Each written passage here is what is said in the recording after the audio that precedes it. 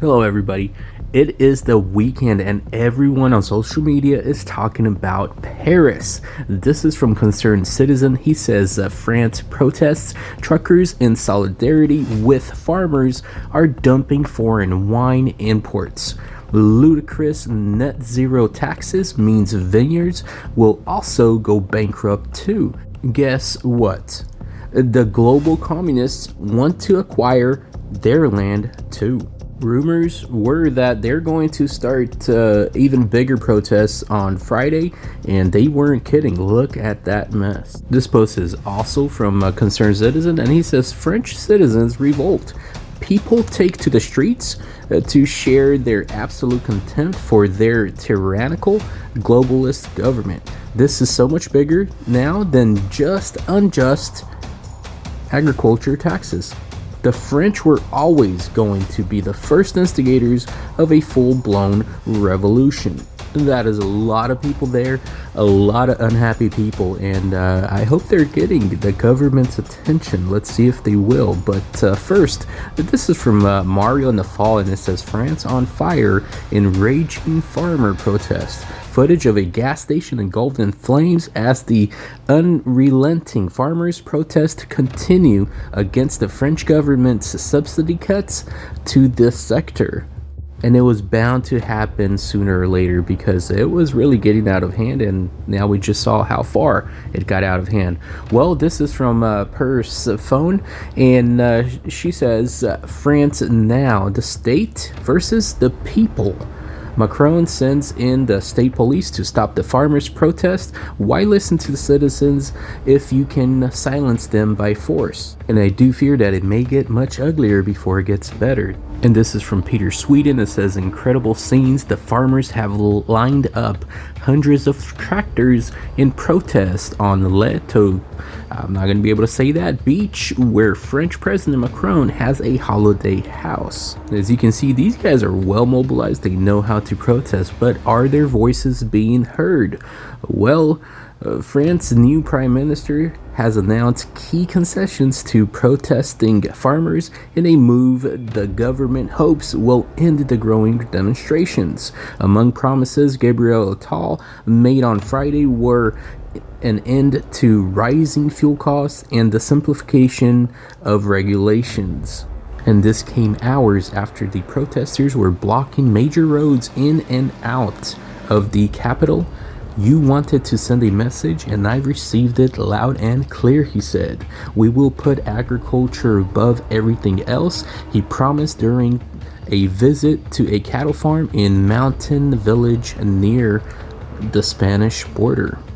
Mr. Attal tried to address the farmers' grievances, which included an increasing cost of farm diesel, late payment of EU subsidies, burgeoning bureaucracy, and competition from imports. He announced 10 immediate measures to help, including the scrapping of the plan that would increase the cost of fuel. Mr. Attal said that an appeal would be made to the EU asking for changes to the rules that mean farmers are required to keep some of their land fallow.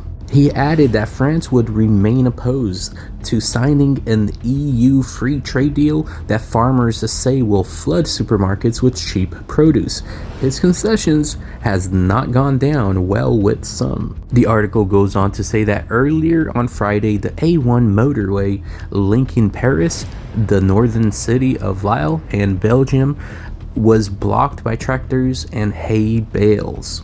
And according to the FNS some 55,000 people were mobilized nationwide. One of the protesters told AFP news agency that the plan was to build a ring around the city, keep moving closer in, increasing the pressure. When we hear our governments saying that they understand us, that they know what we're going through, it's just a load of rubbish, he said.